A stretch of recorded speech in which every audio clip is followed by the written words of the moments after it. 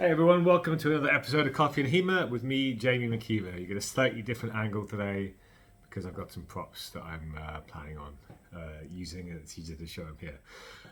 Today I want to talk about the big controversy of the week. So you'll be able to work out when I filmed this and the gap between filming and doing and publishing it as a result. The light feathers from SIGI. Okay, if you've missed this, SIGI brought out recently, they announced they're bringing out two very similar designs of lighter feather that come in at 1250 grams. They have slightly shorter blades than standard at 98 centimeters, slightly shorter handles than standard at kind of 30 centimeters. So they're a little bit smaller, a little bit lighter. And I have seen everything from, oh my God, these are revolutionary, going to change the world and everything's going to be better and no one will ever get injured and everything's perfect, all the way through to SIGI have ruined HEMA, HEMA's dead. We're now just sport fencing. Why don't you just slap a crossguard on a car antenna and be done with it? I want to present a bit more of a nuanced and subtle view on that, but I also want to put it into context first, okay? Because I've moaned about this a few times as well, but for different reasons. So 1250 grams, okay.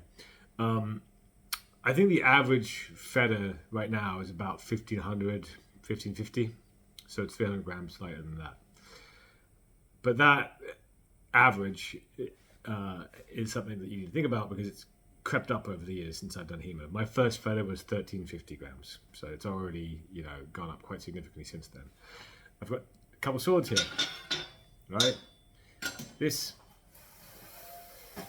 is my Aureus. Right, Aureus Alexander 3, I think it is. Very nice feather. This is my tournament feather. This is my favorite sword right now. The Aureus Alexander comes in lower than the average at 1430 grams, right? It's pretty much the same proportions, by the way, as the light. It's got a 98 centimeter blade. It's got a bit longer handle. It's got about 32 or 33 centimeter handle. So it's a little bit heavier than these light swords, but it's by no means a super light feather, even though it's the same kind of size. And nothing wrong with that, right? The other sword I wanted to show, this is my sharp, okay? This is a Regenier sharp sword, actual sharp long sword I use occasionally for test cutting. It's not very sharp because I'm not very good at sharpening. That comes in at a whopping 1380, so lighter than the Aureus. Now, in fairness, the Aureus is a good 2 centimeters longer, 3 centimeters longer in the blade, 5 or 6 centimeters longer in the handle. So, that lightness is partly because it's shorter. Why am I showing you these? 1250 is not that much lighter. 1250 is less light, less lighter than these swords, and they are lighter than the heavier swords you see in circulation. The range of feathers that we currently have in the market probably ranges from about 1350 to about 1750, 1800, give or take. Anything much heavier than 1800 is generally banned, and even those are quite chunky. So we've kind of extended this just a little bit down. All of those are still well within the comfortable range for historical swords, which were way less standardized than what we have now. The range of historical surviving pieces, you probably see things that are designed as two-handed swords, shy of what we arbitrarily cut off as a montante or a spadone, range from you can see anything from 1 kilogram to 2 kilograms, lengthwise anything from just over a meter to kind of meter and a half. And to be honest, that meter and a half cutoff is a lie, because it goes beyond that. We just start calling it a spadone rather than a longsword. 140 centimeters is normally probably where people stop calling one a longsword. But that is just an arbitrary cutoff that people have said, well, these are now spadone, so we're not counting them. So this 1250 is still comfortably within that range, right? The size is probably closer actually to a lot of other swords. Feathers are much longer than the average period longsword. Again, still within normal range, but longer than the average. The average feather is longer than the average historical longsword. So what SIGI have done is they just picked a slightly different point within the historical range of longswords. Now, historical feathers tend to be on the lighter end of that spectrum. They tend to be on the longer end of that spectrum, but again, they're in the same kind of range. So this is just a different point. Now, so those people who say this is going to ruin HEMA and this is like ahistorical for some reason, or it's going to turn everything into a sport, why? Right? It is just a slightly different decision about design choice about the feather. They have not made a car antenna with a crossguard. At the same time, some people are saying, "Oh, this is going to save everything," and I'm a bit skeptical about that as well, because it is a bit lighter. It's promising. It's worth exploring. And a lot of people point out that particularly sort of smaller or weaker fencers, which disproportionately is women. It's not all women, and it's not only women, but disproportionately is women. Will benefit even more from having loaded training tools that allow them to train for longer, and especially if they're newer, they haven't yet developed muscles from doing lots of sword fighting. It'll help in that.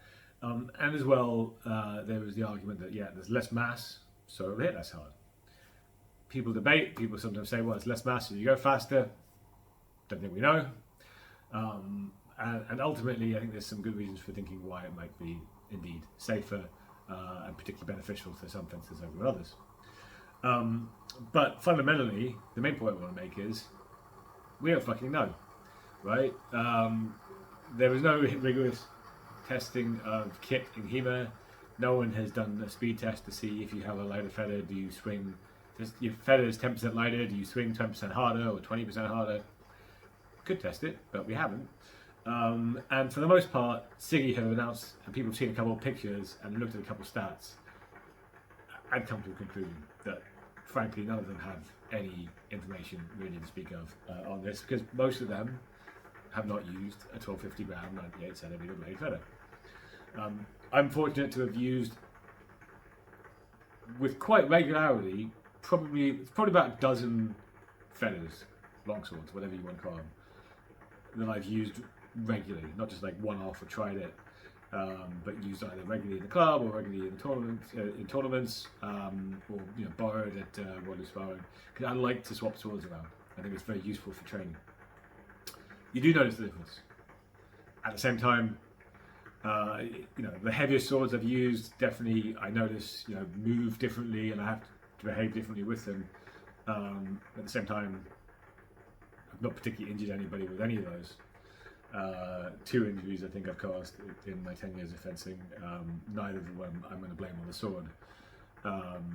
And it's unlikely to suddenly be revolutionary change literally everything about any fencing. So I will reserve judgment. Right? I'm not going to say these are going to be either the best thing ever or going to be terrible or anything like that. I'm going to reserve judgment until I use them. So I bought a couple. They will not be here for a while, but expect a review when I get them. And I intend to not just use them myself, but also to try and pass them around to people and see what they're like. Because frankly, we don't know. We don't know in the abstract either whether they will solve lots of problems that we've got, or whether they're going to ruin everything, or whether they're going to behave strangely. Right? My suspicion is they will be slightly less likely to cause injury, slightly faster, and fundamentally probably better for people who don't have the upper body strength that you require for a heavier sword, which sounds great to me. But we'll see. Maybe they are terrible. I will find out in probably 6 months, knowing HEMA wait times. Thanks for watching.